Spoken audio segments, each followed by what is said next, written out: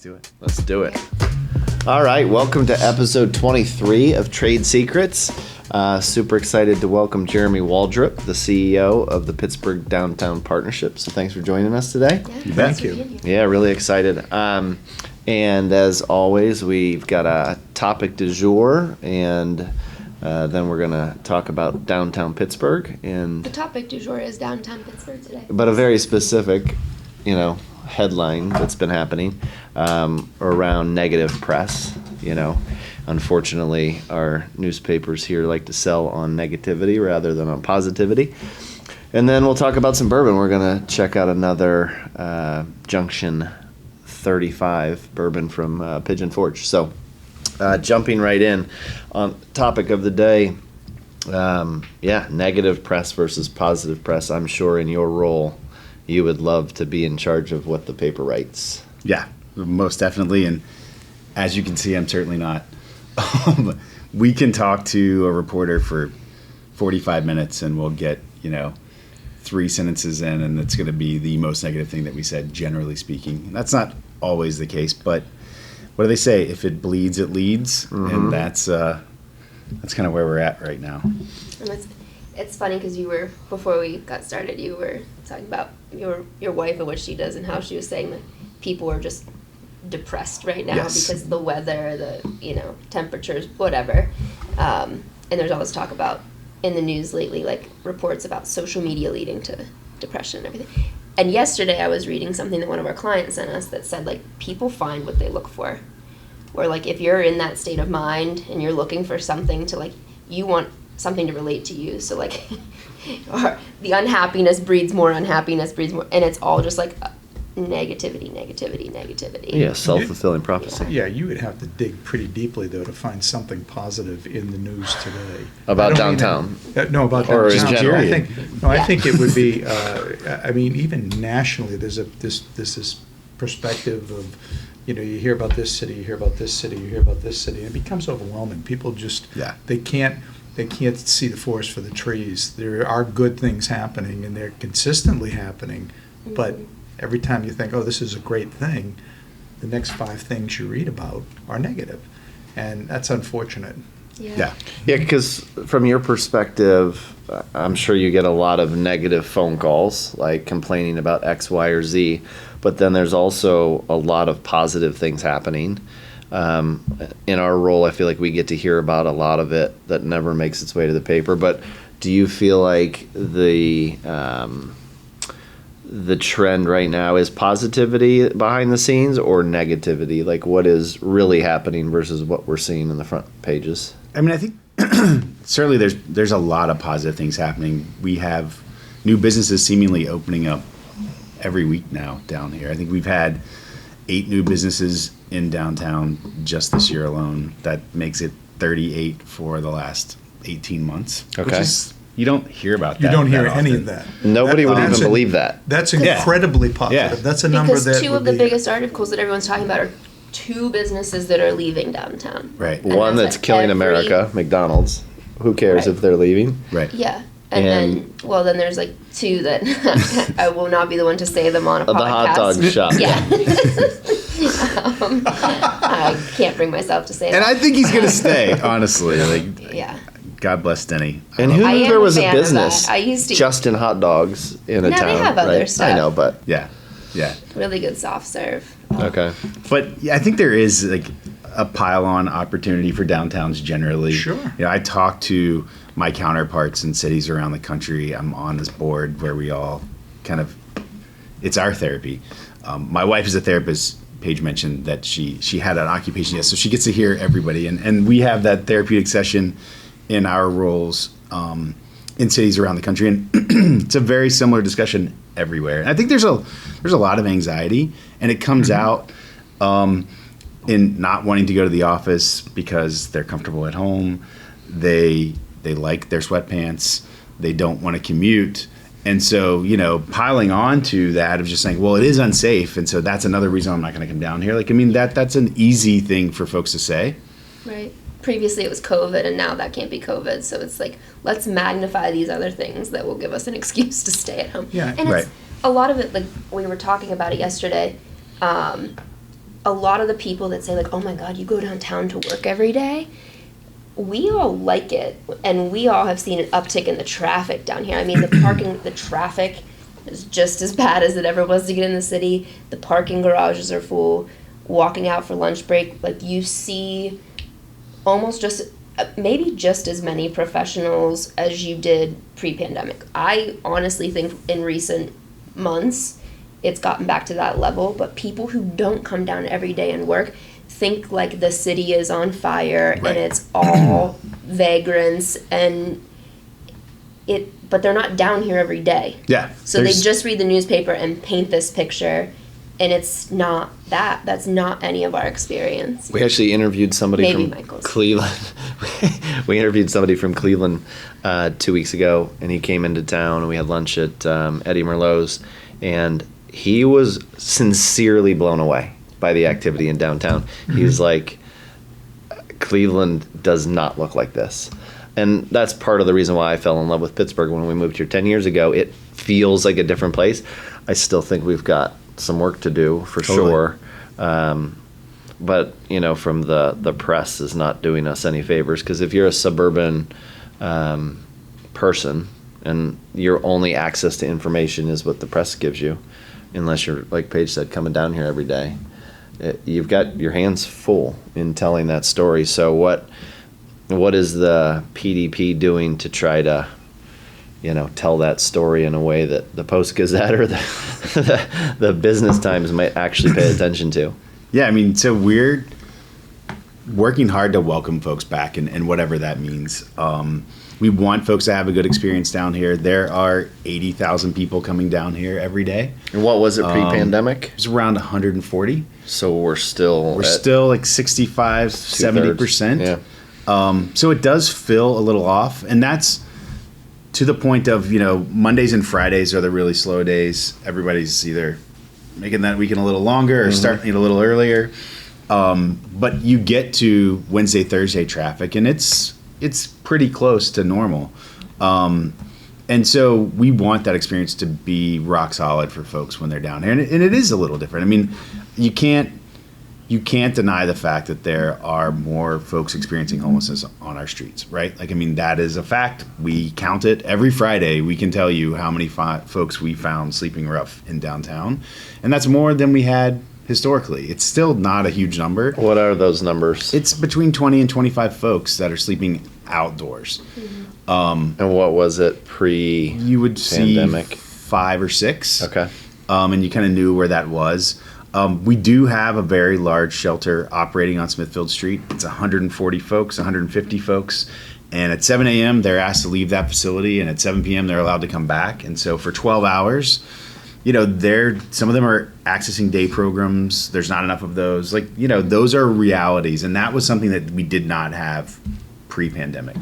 We opened the Second Avenue Commons at the end of last year, expecting that to be a real savior for serving these individuals, and it was immediately capacity. And so this emergency shelter reopened. That was not the intent, but it just kind of speaks to the demand. And so everybody's working hard to make that facility better, to decrease the size of it, and I think that will help a lot. Yeah, and I think that's an issue everywhere. Yeah, completely. It doesn't matter where you are. It's not Pittsburgh specific problem. to No. Pittsburgh. And I think it kind of goes back to the negativity in the news, where if you've heard it so often, even if you didn't notice it, the minute you see it, it becomes validated again. And it's a perception. I have noticed that things are picking up. Yeah. And I think that's a good thing. It doesn't help when it's 30 degrees out, but Right. But when and now you're starting to have the activities that are back here.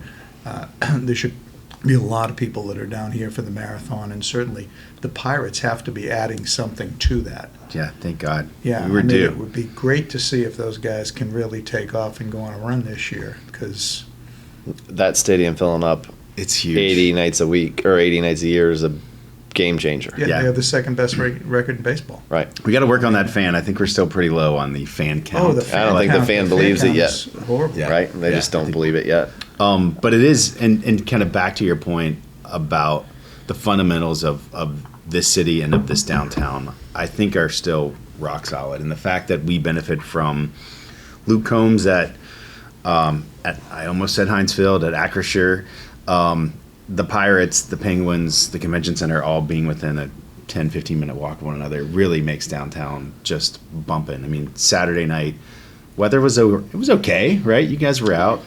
I mean, it rained and people did not care. Yeah, but downtown's still busy. Like, try to find a reservation on a Saturday night down here, and you can't. But a lot of this stuff. Tequila Cowboy loved Saturday night.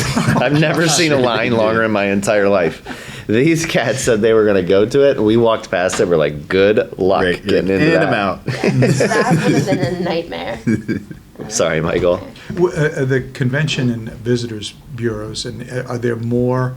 Is that, I'm assuming that got crucified by We did. COVID also, but is there an uptick? Is there a pre-pandemic benchmark that you're looking to hit versus where it is today? And so where are we on that? It's about 76% back from a tourist and visitor perspective, which is good. And that kind of speaks to, folks are going to restaurants, they're traveling, they're not loving coming back in the office, and we're not an anomaly. I was going to say, how's that track with your peer group in that forum that you're in? We're 76%. We're right in the middle, if not kind of a little higher than some of our peer cities. Okay. But there's a certain size of meetings and functions that we can have just based on the capacity that Pittsburgh can accommodate, correct? Right. Yeah, so. And that is coming back. I think the hospitality industry obviously just battered at the beginning, but they had a pretty quick recovery. People wanted to get back in those restaurants. They wanted to get out. Maybe they were traveling a little differently, maybe not taking these long flights, but they're, the vehicle travel was up pretty quick. I think the office has lagged a bit, but it really has. I mean, to your question about kind of what we're doing, in addition to welcoming folks back to the dozens of events that are going to happen in the next 6-8 weeks down here, we really want to support those restaurants and retailers that are here. We've been working hard on kind of making better streets, which is harder than it sounds in a Pittsburgh than it is in like a Cleveland, where your streets are super wide and you have all this kind of real estate.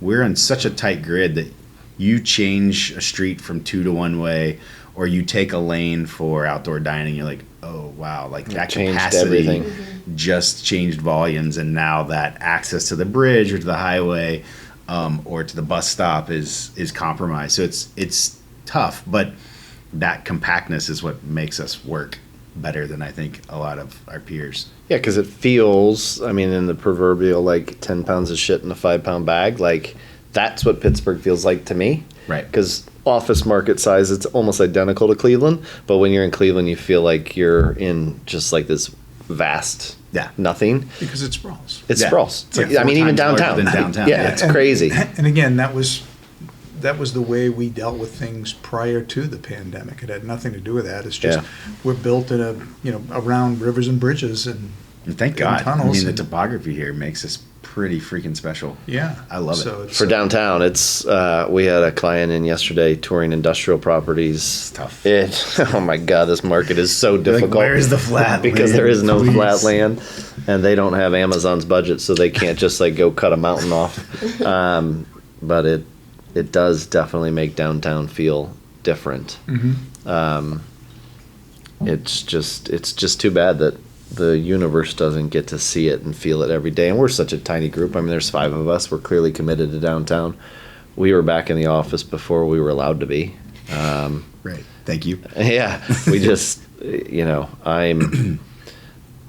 had the opportunity, and Paige, I think, really wanted it to move into an office space that was dog friendly, had a gym. I could walk to it from my house in suburbia. But I just think that if you don't have a strong downtown, you can't have a strong region. And even though we're just a blip on the whole grand scheme of the 80,000 people who show up every day, we're super passionate about it. The executives who actually move the needle, like, they might have 10,000 people who work downtown. Like, what are you hearing from them? Because we're hearing interesting things, but our clients typically are privately held and can just say, here's what we're going to do. Yeah. They don't have to deal with analysts and Wall Street and the news media. But what are you hearing behind? And we obviously don't need to name names, but Sure. What are you hearing from those guys and gals?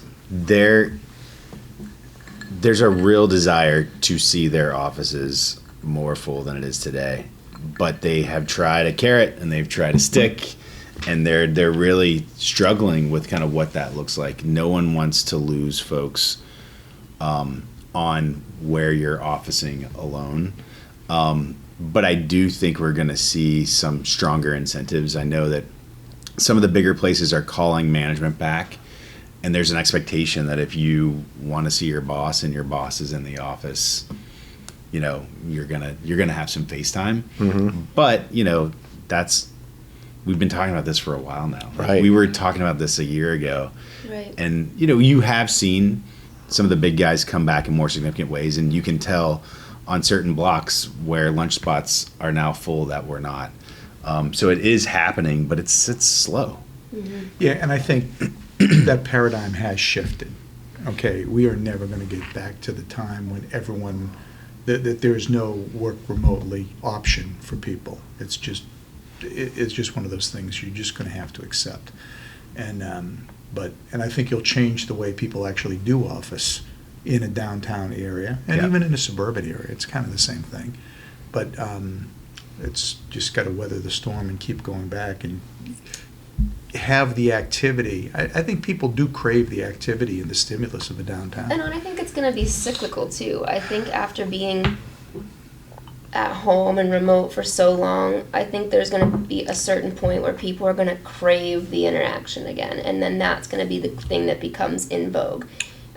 Especially, I think we've talked about it on podcasts before. I know I've talked about it with people who have asked what we think is going to happen with the office. Oh my God, we get that question every single day. Right. It's And like, it's, what do we know? Yeah, it might. But it's how are younger generations of talent going to be mentored and trained and develop leadership skills in organizations like a PNC or most of the law firms are back, but some of the larger organizations that we have here, if they don't continue to develop that pipeline, which I don't see how you can do effectively remotely. Right. And I always thought, I think it's reasonable to think that there's always going to be a lag. Everyone's like, oh, we moved remote during the pandemic and we didn't see any drop off in productivity. That's not an immediate thing that you can gauge. There's going to be a lag until you can see that. And if you're not seeing it in your financial performance metrics or whatever, you're going to see it in the development of your talent. And I think there's going to be, maybe as some of the more senior level management retires or whatever, and then younger people that are still developing in their career trajectories are going to need more of that one-on-one time. I think there's going to be a swing back, and maybe there will still be, I'm sure there will always be positions that will be remote, but I don't think we're going to be where PNC has to offer a hybrid option for any employee that they ever hire. Yeah, I actually think that the model that will get adopted is a hybrid option. And it's... But how do you manage that? That's to the execs and HR people I've talked to, how do you manage a hybrid solution? One of our clients, they have struggled mightily. They have 140 employees on figuring this out, and they've tried the carrot, they've tried the stick. They tried you have to do whatever your group decides. Well, then they had groups who were showing up at the office at different days of the week, and that was a total disaster because then there was no... So I just feel like it's easy to say as a leader of 5 versus a leader of 5,000, but I think these guys and gals just need to rip the goddamn Band-Aid off and tell their people, if you want to work here, you're going to come to the office. I can't believe this is coming from the boomer. But hold on. Yeah, because guess what? If you don't, your job is going to be replaced by AI. It is going to happen. Well, that might be one of the factors that comes in and changes it, but I think that there will be just more of a leniency as to the the structure of how it works. Now, is that going to develop into the new way of working? I don't know. Right. But I actually think that there's people that are a lot younger than me. I mean, I'm a go to the office every day kind of guy. But I think that there's people that are younger that just, it's kind of one of those things they don't want to give up. And they'll either make it work or they won't be with that organization that long. And I think some organizations are going to tailor it and figure it out, hopefully. Yeah. But if the And- top 20 CEOs in town, and when I say top, meaning top employers, all got together and said, we are going to make this the policy, then they would not have flight risk, which is what they're really worried about. They're worried about somebody leaving to go work from company A to company B because of a work-life balance But I situation. think you Right, can but have company Company A and Company B, some of these people can actually get employed they can live here in Pittsburgh and work for a company in Denver. And that is an option for them. Right. So I don't know what the solution is. I couldn't Yeah, even and define we the don't have a problem. crystal ball, and I have more questions for Jeremy. But I do think it'll be Not just- flexibility, right? Like people want that, Yes, and I that's think the that's not nice going thing away. of technology is that it does like, oh, I got a sick kid, like I'm gonna take this meeting remote. But I do Right. think, I mean, I had someone who started work for me 2 weeks before the pandemic, and they had health concerns that made them extra special cautious of coming back, and so which I respected and appreciated that.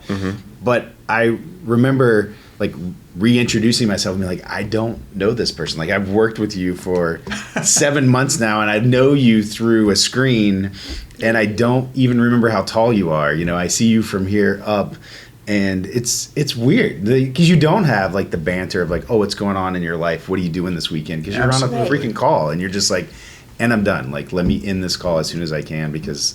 You know, And that's how who you- remembers Yeah. like Well, That's Zoom how you happy get hours? business Yeah, development who professionals wants that to be- overshare at lunch meetings because they don't have coworkers to talk to. God bless them. But I really think one of the things that can be the biggest draw of people coming back is what does the city have to offer that everyone else doesn't? Right. It's stimulus, it's activity, it's opportunities, it's people, it's a concentration of massive people, and the suburbs just don't have that. Yeah. Staying at home just doesn't have that, and there is going to be now. This is not me. This is probably more directed at you. There's a fear of missing out. If you feel like everything is happening here and all these, this is where all the social interaction is. Yep. I want to be Yeah. there. So we have to go with our fastball, which is we're a city. We can make things more active, and that kind of goes back to the marathon, the theater, the restaurants, the everything else that occurs down here. The more you can create these activities, the more that you'll change that dynamic. There were 61,000 people on Saturday night who clearly did not care about being in a crowd. Right. I mean, Yeah. that's what's There were fascinating. 61,000 Oh, I- people in the stadium. How many people were around the stadium? And what's Right. fascinating, and then I know Paige has got a laundry list of questions. What's fascinating is that he was so sincere when he stood on stage and was thankful about it was the largest crowd he'd ever played in front of. I mean, that's crazy to think that Pittsburgh was from a country concert. He literally just played 2 nights in Nashville. And the largest crowd he ever played in front of is Pittsburgh. It's why. I mean, it admittedly choked me up to think that we were there and he was like recognizing how cool of a night it was. So I just have to say, Asheville, North Carolina guy. So in my hometown, he's from there. So shout out to he is my guy. He is a spectacular performer. He really lived up to the bill. I've seen more concerts than most. It's pushing into the like high triple digits. I think before it's all said and done, I'll get into the 4 digits. And he lived up to the bill. I mean, he could rock, man, and he could sing. So, but concerts here, they are that kind of draw. I They mean, are. This is a great place to play. I go back to when West Virginia played Pitt in the backyard brawl. There were millions of people. I mean, Yeah. millions. I'm exaggerating, but it was just packed. You're in real That was- estate. You're allowed It's to. the biggest crowd that they've ever had at Heinz Field or Acrisure. But think of the people that didn't even go into the game. Yeah. right. All right, Paige, rapid fire. I mean, I just wanted to segue into, I feel like we should do more talking about the Pittsburgh Downtown Partnership, Yeah. the services that you provide, how you interface with local government, local organizations, because it seems to me like the different things, you do, like the clean and outreach program, economic development initiatives, transportation and mobility, marketing events. For each one of those things, there are other government or quasi-government organizations that also, like, you have DOMI, you have all of these different, like, Allegheny Conference, you have the mayor and his. How do you interface with all of these different bodies for the different things that you are spearheading or working on? Yeah, I mean, it's in our name, right? We're the Downtown Partnership. So it's all about partnership. It's all about relationships. Our staff, we meet a lot. And, we were formed to basically, there are 350 some odd property owners in downtown Pittsburgh.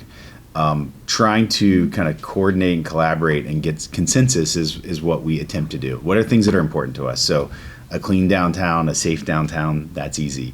A downtown that you can get into and out of efficiently, that's easy. A downtown that's programmed, that's easy. But then when you start kind of pulling back the layers there, you're like, okay, well, how are we going to do this and who's going to make policy? Like, that's where the secret sauce is. That's where the magic is. And that's where it is about relationship building, trust.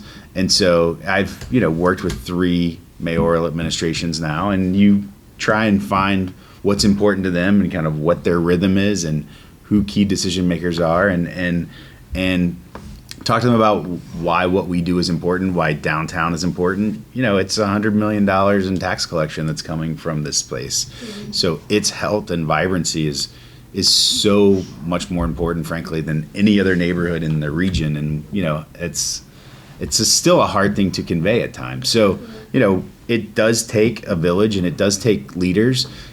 I'm constantly talking to the Allegheny Conference and Visit Pittsburgh and the Cultural Trust about how we're coordinating and collaborating and advocating, because things aren't always as we want them collectively. So, well, I have to ask, you put it on a tee and you're not going to like it probably, but what is the current mayoral situation? Like, what is it that they want? Like you said, you got to figure out what they want. What do they want? I think they want a vibrant downtown, right? They want to figure out a strategy to deal with crime, I think, citywide. And is that changing? And I'm sorry I'm interrupting, yeah, no. but I know that we made this big announcement a couple months ago. There's going to be all these new police. I don't see it.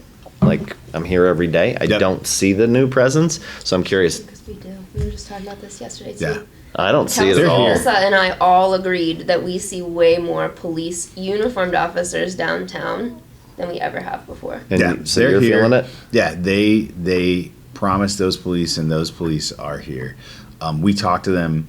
We have a standing meeting, 8 a.m. every Tuesday, where we kind of run the line of here's what's going on, here are issues, and then we have a standing meeting that the community can join every second Tuesday, where we just state the facts. Here are the problem issues. Here are the areas where that's happening. Let's fix it. Because it's not, it is eyes and ears on the street. Buildings have security. It's put those folks on the street. If you're in an area where there's some issues happening, it's on you too, because we can't have a police on every block, know? Mm-hmm. And if your lighting sucks, fix it. If there are blank walls, activate it. It doesn't, we know retail's tough and not every storefront's going to be full, but turn the lights on, put some art in it, and make it interesting to walk through. Those things matter. If things look well kept for, you're going to feel more comfortable than if you're walking through a block that's completely, burnt down. And those are things that the private sector, we have to get on ourselves too. And government didn't cause all the problems and not going to fix them all.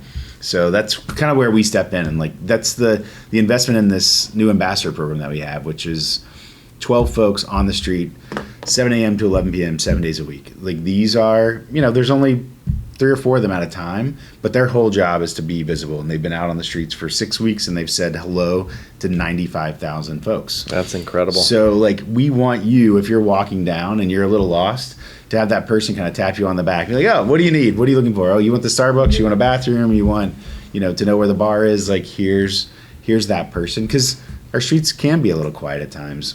Yeah. So they know, hey, the Byam Center's, Byam Theater's letting out at 9:45 tonight. Like, be around there. Like, know where the parking garages are around there, and like, make sure you're visible. And they have a radio, so if they need somebody, they need police outreach, or they have a question about where the PNC ATM is. Like, if they don't know the answer, they'll have get it. And those are things that the private sector can do to support policing, because I think we've all seen that police aren't the answer to all of our ills. Mm-hmm. And so, like, what can we do to help?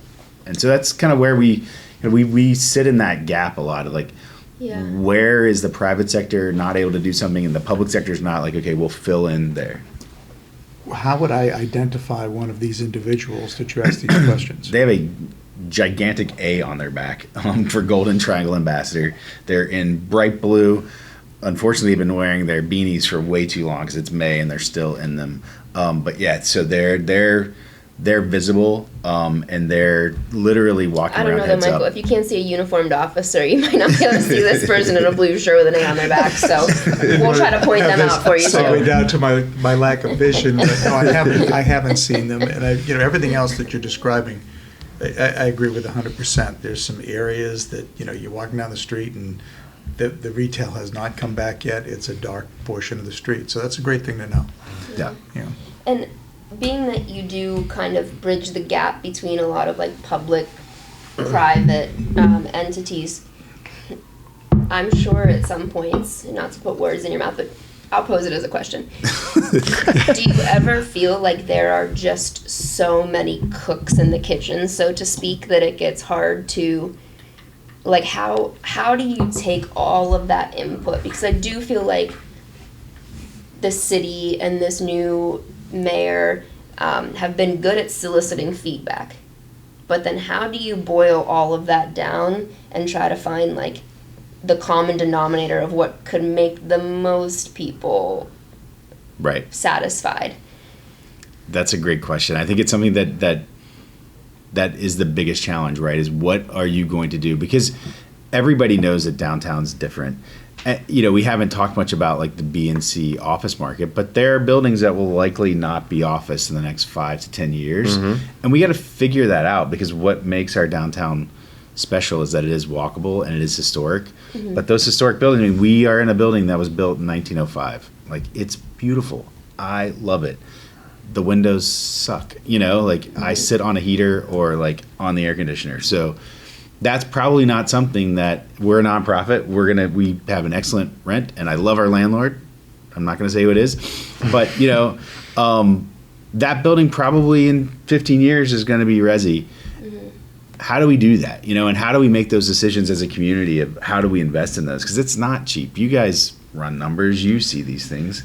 Like, those all have to, we have to like, get serious about those types of priorities. Mm-hmm. Yeah, I mean, do you think that does that spread yourself too thin? Is that a problem that you can't control? Well, yeah, when I say we, like, it's the royal we. Yeah, you gotta pick a lane of the things that you can actually impact. Yeah. But I mean, we're also saying, like, we have to think about this, and if there are kind of strategic corporate investments from a debt perspective, like, these are things that cities must encounter, and we need the tools to do that from an economic development standpoint. And again, we, not us. We're not in that lane. I think that's more of it's a solution that no one has right now, but it's organic. It's got to find its own way. Right. And the minute someone does it, markets are going to change. Right. And there's also going to be a lot of destruction that'll occur while that's happening. Right. But is it organic though? Like, will it? I don't know that it is organic, because I don't know that the numbers will ever just pencil without some kind of public backing to an extent. Like, which is so true and so awful in the same vein, that like the market can't correct itself. The market needs the government to fix it. Because I agree, like, these B and C buildings, yes, they're gonna become residential, but they're only gonna become residential if somebody at the state level or the federal level makes it affordable. Right. Because it's not Well, look at- economically feasible. Maybe they have a Right. loan program to do that, but you need the positive and negative pressure of it. At some point in time, someone's got to say, there's no future for this property. I got to get rid of it, and this is the best I'm going to do. When we talk about lowering the basis of a property to allow it to actually meet the specifications of now it makes sense to develop it. Right. Right. Somebody will do that. Now, the minute somebody does that, now you've created that path that other developers like lemmings will follow Right. and just say, okay, I want to get in on this. It's going to occur over a long period of time.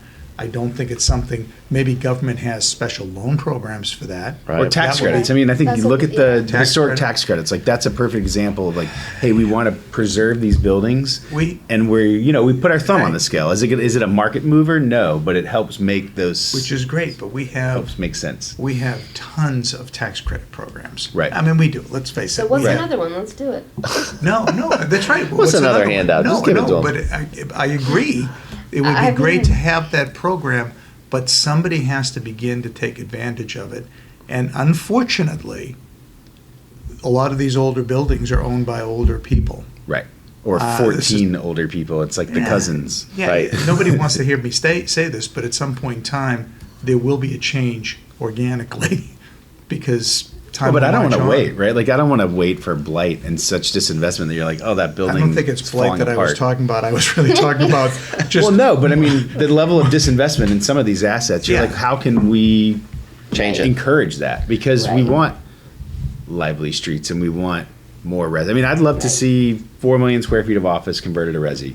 Right. Like 4 that- million. Yeah, it's 24 million in downtown. Well, how much B space is there in C space? Let's just start on the C space. like 11. I think there's 11 million of that. And you want 4 of it to change tomorrow. No, not tomorrow. But I want that But to in be a- our goal. like in a magic yeah. world, right? I'd like to Yeah. see 15,000 residents in the triangle, and we're at about stay half right- that right now. 7,500. And think about Okay. like what 12 folks, Think about 12 what years that's ago. going to do. And downtowns with large residential development, they prosper. Yeah, I mean, Center City Philly got back a lot quicker than us because they have 65,000 people living in their core. Now, granted, their market's much larger, Right. but their downtown Center City, 65,000 folks. But they Of the- uprighted a lot of their office vacancy by taking it off the inventory and turning it into residential. Right. I don't know what the numbers were. Yeah. Yeah, I don't know what the numbers on that were, but it was a dramatic change. Oh yeah, So I mean, the it was Millions intentional. of square feet that came off the market. It was intentional. And that's where I think the vision for us, like we have to all Absolutely. get behind. Like this is important, and this is how we continue to have a vibrant and place. that's actually, we won't go down this rabbit hole, but that is an interesting point, and I wonder if the type of office, was either office landlord or the people that hold the property in a market like Philadelphia is a developer or an investor that could invest that money and time and energy into pursuing those conversion projects, whereas in Pittsburgh, it is, I'm just spitballing, but maybe it is more generationally privately held with investors who can't stomach the expenditure of all of those resources and efforts and energy to pursue these projects for less of a return. So I would be interested to see like a side-by-side of what the difference is between the investor pools that own those assets that were converted in Philly versus the ones that we're talking about in the B and C class here. Well, look at who's our largest residential owner in downtown Pittsburgh. It's PMC. That's Philadelphia Management Company. You know, like they did it there, and then they came here. And frankly, you know, I've heard from the local development community that them coming in 2011 and saying, "Oh, the numbers actually pencil here." These guys did it. They like lit a fire under our ass and said, "Oh, local developers, like you can do this too," and they did. And we've had 25 or so conversions in the last decade.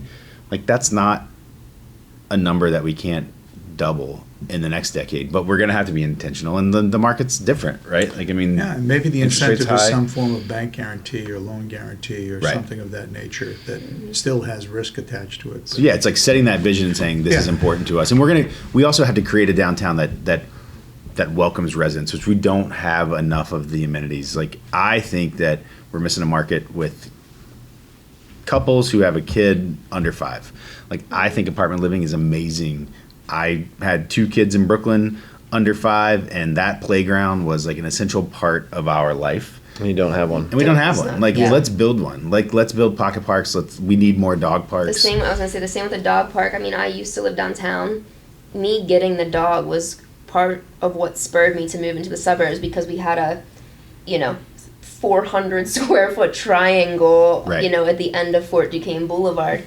I met, still some of my closest friends that I've made since moving to Pittsburgh, I met at that dog park. Totally. And it was such a tiny, tiny piece of, the downtown, but it is such a great amenity, because I lived in a building where I was in a 520 square foot apartment with no outdoor space. Mhm. And ultimately, that is what I craved, and that's what pushed me to the suburbs, is a lack of outdoor space. Yep. Now, that clearly is something that the city or governments can take advantage of, because they can, if I'm going to take this space out of the inventory, a B or C product, and it's going to be green space. Right. And it's going to be this or this. And, the thought that there's absolutely no financial return to it, makes sense. Yeah, there's plenty of studies to Clearly, show and that. they're But the it only does- people that would do it. And then Right. you got to police it and not have people sleeping there True, overnight. true, absolutely. Yeah, it's Yeah. like with all the things and maintain it, because Right. we're good at building stuff, but we need to as they're maintain supposed it. to do on the rest of the community. Right. So, Yeah. So,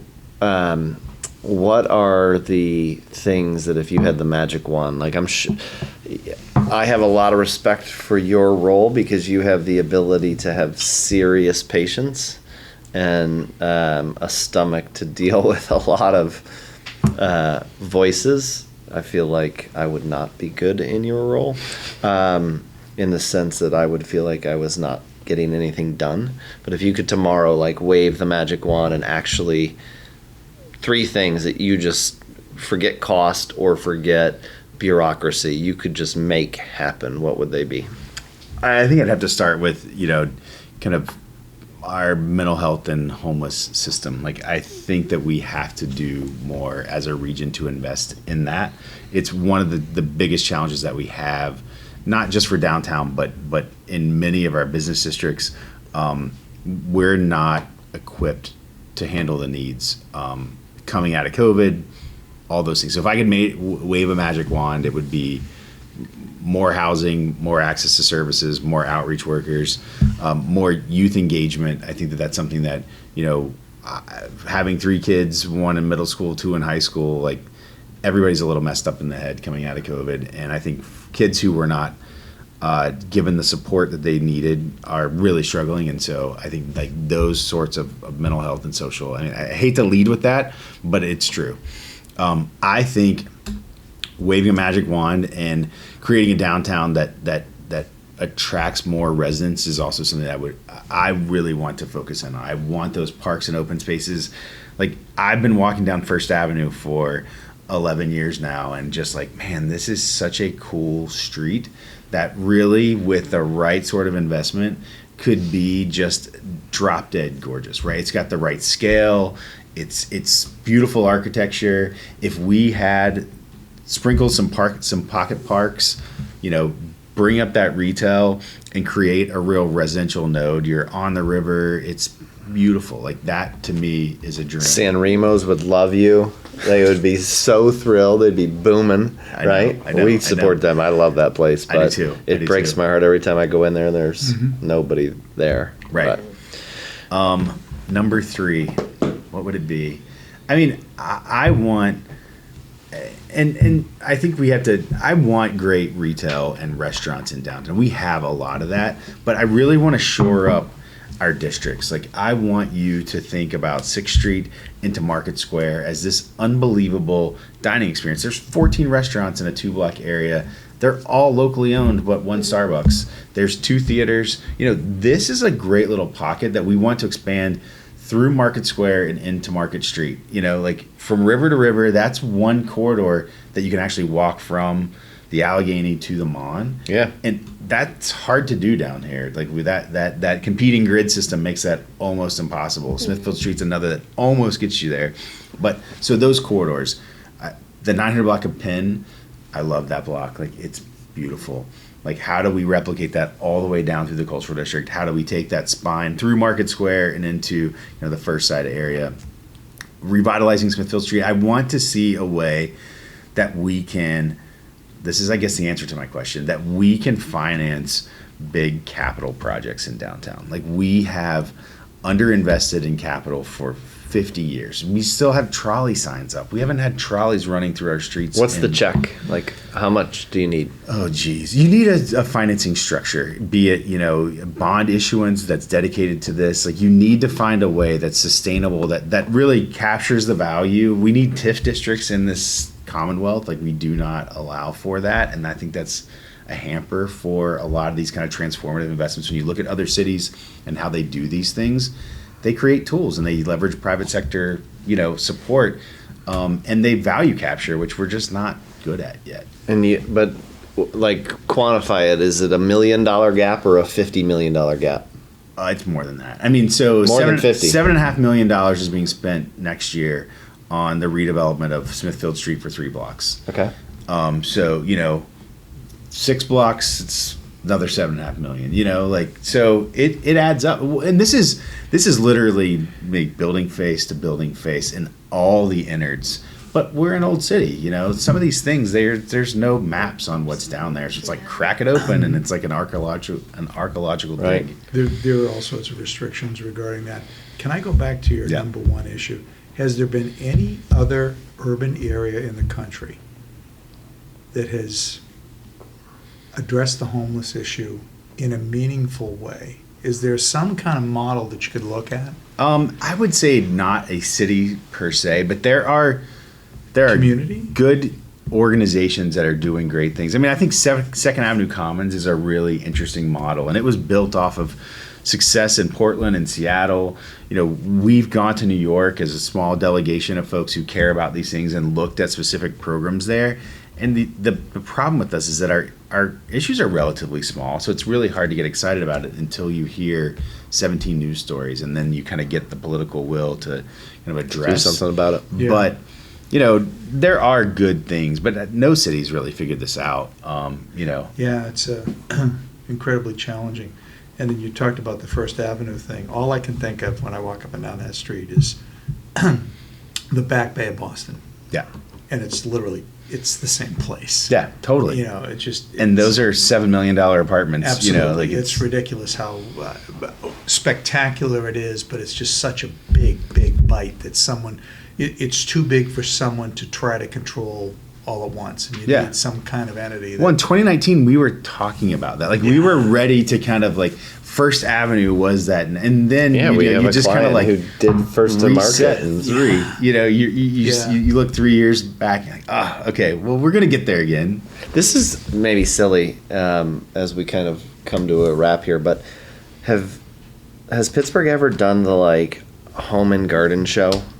And I don't mean that we're selling our house, come look at it. I mean no, we live here, we're proud of it, come visit our homes. Oh, I thought you meant at the convention center. I was no, we have a home and garden show. No. You mean the house tour? The house tour. Yeah. But to say hey, this is a really amazing place. I was fortunate enough a few years ago with a client who wanted to live in downtown, and we toured every available opportunity that had outdoor space.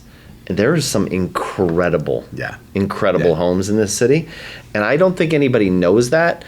And I'm just curious. Let's do it. Yeah, that would be awesome. It was done in the late 2000, 2008, something like that. Okay. But we've grown during COVID. The downtown residential population's grown 21%. That's you don't hear that. But There's some really key executives who have some properties. really incredible homes downtown that Like, nobody knows Take about. your photos off the wall, but let us show you Yeah, space. let's show us your space. That's another thing. You've thrown out some numbers here that the metrics, those are incredible successes. Yeah. Those are I things talk that about have them. to be- They just don't Nobody get writes printed. about it. Right. Well, we have to Follow talk us on about- social. We do have talk to about it. We have to talk about more. All right, so what's your trade secret? My trade secret. Yeah, for either, or maybe both. Maybe it's a dual question. Jeremy's personal trade secret geez. coupled with the PDP's trade secret. Well, what I'm trying to do is listen more, talk less. I think that's. Isn't that a line from a really famous musical? Yeah, Hamilton. Hamilton, yeah. Is it? It But it's is. also probably not hard for you because I'm sure there are a lot of people around you that really want to talk a lot. Right. I mean, and for our organization, it's we want you to love this neighborhood as much as we do, and I think when you talk about Pittsburgh, it's this skyline that you're thinking about. When you are watching the Pens or the Pirates or the Steelers, it is this neighborhood, and so people are passionate, and when we post, the photos of the skyline on social, that's where we get all the most likes, hits. all the feels. But people actually have to do more than just like the look of that. They need to get down here and they need to support these folks. So our trade secret is get down here. If you want vibrancy, if you want retailers and restaurants, you have to support them. And you can't expect that they're going to be here when you come to a show once a year because that's what you want. You have to get committed and you have to pay to park. For Jesus Christ, it's not that big of a deal. Right. You pay to park in your suburban home whether you realize it or not because your taxes are paying for your parking. Yeah. So. Were you gonna say something No. else? Because I was gonna say, outside of the trade secret, which is how we normally end it. I'm curious to know what is the one thing about Pittsburgh that has you most excited looking for the future? I mean, it's probably the innovation in the future, and I think just the fact that we have such great talent coming out of our schools, and we talk about this all the time, and I'm kind of sick of talking about it, but I mean, it is such an amazing thing that when I look at other cities and you think about what they have and the assets of 60,000 students that we have within 10 miles of here. You're talking about collegiate. Yeah. Yep. That to me gets me so excited. We must do better at keeping those folks, but I think that is happening. I live in the East End, and I do feel like there are more young professionals who are oh yeah, I've planted a flag here now. And maybe that's just a neighborhood that I'm in, but that gets me most excited. Is how do we kind of bottle that up? I mean, I love the city. I always say that this is a city that deserves to be one, and I've lived in many places where you could just move the city around 30, 40 miles, and you're it doesn't really, there's nothing here that makes it special, and this one is definitely not that. These rivers, this topography. It's really interesting you said those two things, both the university and then topography. People ask me all the time, because I'm from Cleveland, why did you fall in love with Pittsburgh? And I say there's three things about Pittsburgh that are different than Cleveland. The political structure is different in that we've got a county executive who actually can do something.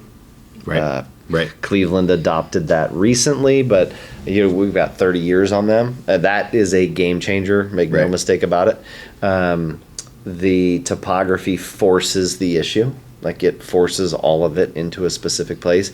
And then Pittsburgh's ability to take the university experience and then multiply it. Cleveland hasn't figured it out. They've got an incredible university in Case. Yeah. Case hasn't figured it out. Right. Carnegie Mellon has figured it out. Yep. And those are the three things that I think have changed it. This has been awesome. As we wrap, though, we got to give our guests some thoughts on Junction 35. This is the single barrel, so this is different than the one we tried last time. Yes, this was good. Yeah, I'm a taker. I love it. I like it. I like it. And did you know that this was distilled in Indiana? Really? Yes, it's distilled in Indiana. It's not even there. It's imposter bourbon. Wow. Well, it just, but the it's other bottled Yeah. by the Junction 35 Spirits in Okay. Pigeon Forge, but it's just that there's a strong bourbon influence, great quality bourbons outside of Kentucky.